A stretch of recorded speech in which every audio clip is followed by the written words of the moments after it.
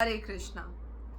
आज हम भगवत गीता से डिस्कस करेंगे अबाउट प्योरिटी, कि प्योरिफिकेशन, बाहर का प्योरिफिकेशन अगर होता है तो हमें हेल्थ बेनिफिट होते हैं, और अगर इनर प्योरिफिकेशन होता है तो पहले तो होता कैसे है और फिर उसके बेनिफिट्स क्या होते हैं। इनर प्योरिफिकेशन को आज लोग लीस्ट इम्पॉर्टेंट समझने लग गए हैं। लोगों में मॉरल वैल्यूज, लोगों में गुड कैरेक्टर, ये सब चीजें मिसिंग होती चली जा रही हैं। ओवरऑल सोसाइटी बहुत ही ज्यादा अनसिविलाइज्ड वे ऑफ लिविंग में जा रही है, और जैसा मैंने बोला कि लीस्ट इम्पॉर्टेंस दी जा रही है इनर प्योरिफिकेशन को। चाहे वो कितना भी रिचेस्ट से रिचेस्ट इंसान हो, कितना भी एजड हो या कितने भी यंग हो, सब आउटर प्योरिफिकेशन को, जैसे भागवतम महापुराण में बोला गया है कि कलयुग में बाहरी चीजों को इम्पोर्टेंस दी जाएगी, तो एक्चुअली में this is happening that people are not at all paying attention to the inner purification, and then they say ki we are facing this problem, we are facing that problem, we are not happy, we are physically not happy, we are mentally not happy, we are not successful, we are dissatisfied. So why such things happen? Because we are not paying attention to the inner purification. अब ये inner purification होगा कैसे? इसका बहुत simple सा जवाब है जो कि कृष्णा भगवत गीता में बोल रहे हैं। चैप्टर 4 से श्लोक आइए पढ़ते हैं एंड समझते हैं कि प्योरिफिकेशन होगा कैसे, और ये प्योरिफिकेशन इनर होने के बाद इसका रिजल्ट क्या निकलेगा। स्पेशली ये उन लोगों के लिए है जो लोग समझते हैं, इतनी मैच्योरिटी रखते हैं कि this world is full of miseries. जो लोग सोचते हैं कि उनकी मिजरीज भी बहुत फ्लावरी हैं, तो they are not better than any animal, because most of the animals think the same that we are happy. Insects also are thinking same that we are happy here, this is the way life should be, the way we are living it. जानवर भी ऐसी सोचता है, but जो actually intellect हैं, बुद्धिजीवी हैं, दे reason, दे question. तो ऐसे लोगों के लिए ये श्लोक का जवाब है कि अगर आप उस हैप्पीनेस के जोन में एंटर होना चाहते हैं जिसमें हमारे शास्त्रों में बहुत ही हायर लेवल के लिए बोला गया है, या आप जैसा भी इमेजिन करते हैं that you have inner peace, mental peace, and you are actually blissful from inside, इतना कि वो आपके चेहरे पे रिफ्लेक्ट करे वो हैप्पीनेस, तो उसका जवाब भगवत गीता में है कि कैसे वो प्योरिफिकेशन होगा। आइए पढ़ते हैं श्लोक को। कृष्णा कहते हैं इसके ट्रांसलेशन में,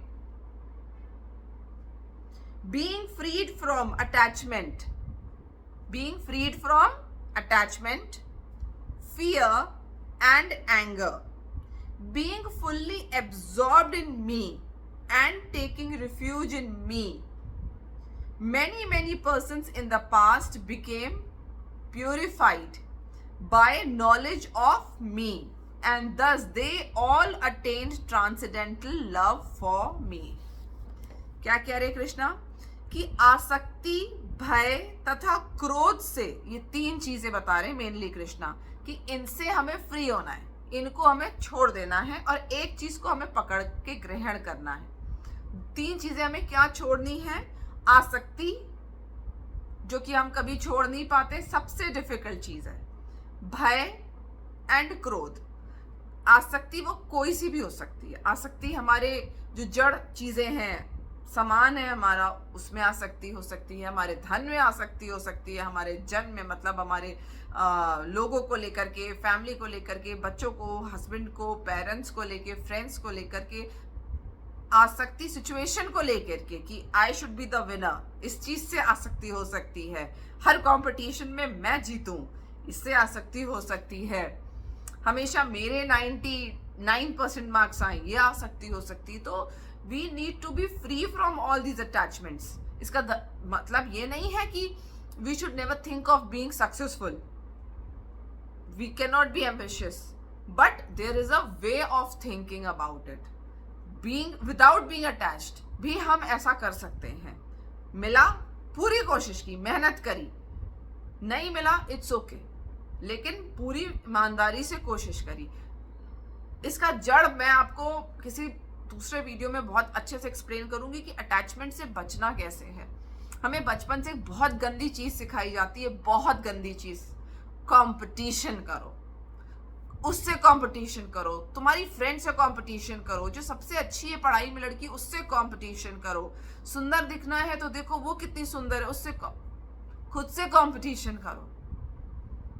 खुद में एक्सेल करो, खुद में दी बेस्ट बनो. ये नहीं सिखाया जाता है. Rarest of the rare teachers कहेंगे कि सेल्फ डिपेंडेंट बनो, अपने आप से कंपटीशन करके. दूसरों से कंपटीशन करने की वजह से क्या होगा? अटैचमेंट हो जाएगा. 110% you will fall in this trap of attachment.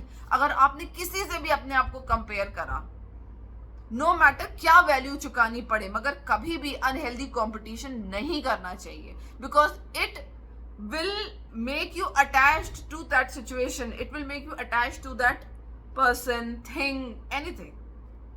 अब आता है भय. किसी भी प्रकार का भय नहीं होना चाहिए हमको. क्यों होना चाहिए? जो होना है वो होगा. जो हमारे कंट्रोल में नहीं है उससे क्या डरना, और जो कंट्रोल में है तो भी क्या डरना. Completely dependent on Krishna. Then third thing is क्रोध. ये तो सभी जानते हैं कि हाउ एंगर कितना डेंजरस है, क्या क्या नहीं होता है, वी ऑल नो. तो ये तीन चीजों को अगर हम कंट्रोल कर लें बाय प्रैक्टिसिंग, एकदम से वैनिश नहीं होगा, बट ये तीन चीजें अगर हम कंट्रोल कर लें, अटैचमेंट, भय, आसक्ति, भय और क्रोध, तो क्या होगा?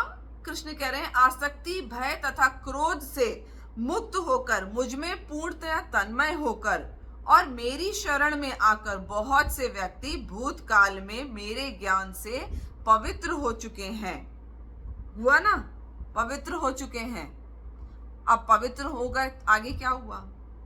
इस प्रकार से उन सबों ने मेरे प्रति दिव्य प्रेम को प्राप्त किया है. कृष्णा के प्रति transcendental love they have attend,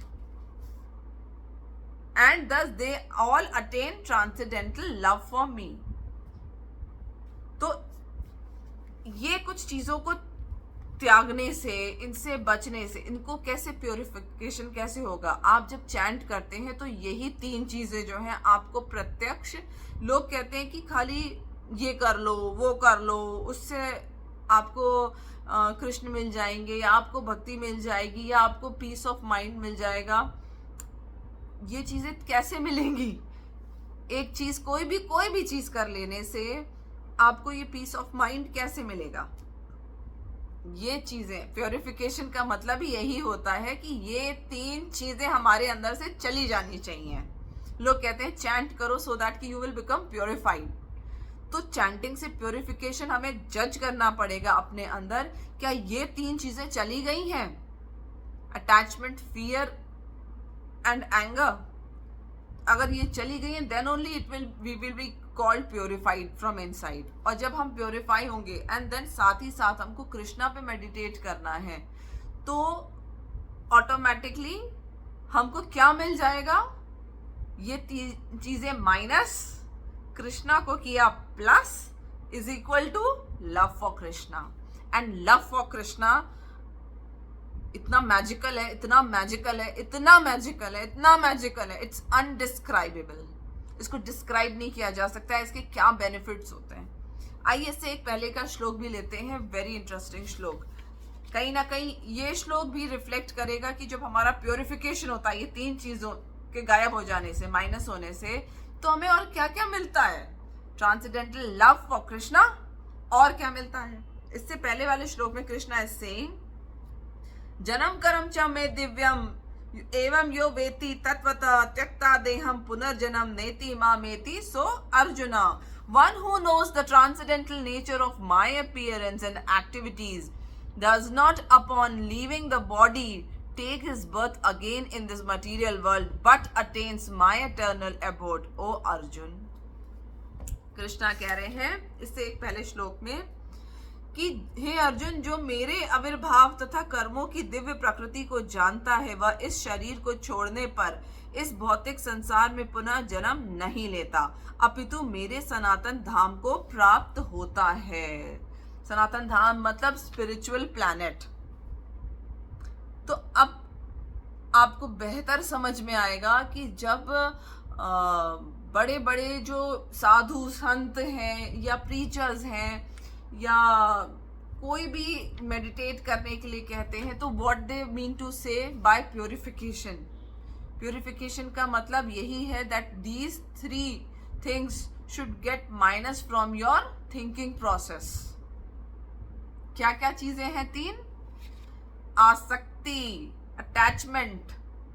attachment अपने आप में ही बहुत डीप टॉपिक है, बहुत डीप टॉपिक है, और इसको समझना सबसे इम्पॉर्टेंट है. बिकॉज जब हम स्पिरिचुअली एलिवेट होने की कोशिश करते हैं या स्पिरिचुअली इंक्लाइन होने की कोशिश करते हैं, तो कई बार ये इतनी भयानक है माया कि आपको स्पिरिचुअली इंक्लाइंड होते होते वो आपको उल्टा अटैचमेंट्स में फंसा देगी. जरी सी मिसगाइडेंस किसी की मिली आपको और आप उल्टा निकलने के बजाय और डीप फंस जाएंगे. व्हाई? सो बिकॉज की people who want to be spiritually elevated, they are highly intelligent people, and usually highly intelligent people को आप देखेंगे they are highly emotional also. And then फिर इमोशंस का अगर गलत डायरेक्शन में टर्न हो गया तो it will lead to attachment. तो इसलिए अटैचमेंट, फियर, एंगर, ये सब hand in hand they are going, और इन तीनों से बच करके ही हमारा प्योरिफिकेशन होता है. तो इनसे बचना है. इनके कुछ मेथड्स हैं, we will discuss it later, how to be cured from these 3 problems, so that कि हमारा प्योरिफिकेशन हो जल्द से जल्द. और प्योरिफिकेशन होने के साथ साथ कृष्णा को रिमेंबर करते चलना है, सो दैट कि ट्रांसेंडेंटल लव, कृष्णा के प्रति भक्ति जो मिलना सबसे इम्पॉर्टेंट है और सबसे डिफिकल्ट भी है, वो हम अटेन कर सकें. आई होप आपके इस क्वेश्चन का आंसर हुआ हो कि प्योरिफिकेशन का एक्चुअल मीनिंग क्या है. This is what it is. I hope आप सब प्योरिफाइड हो, आप सब लोग इन तीनों चीज़ों के ऊपर विजय प्राप्त करें एज सुन एज पॉसिबल, और कृष्णा आपके दिल में बसे. हरे कृष्णा.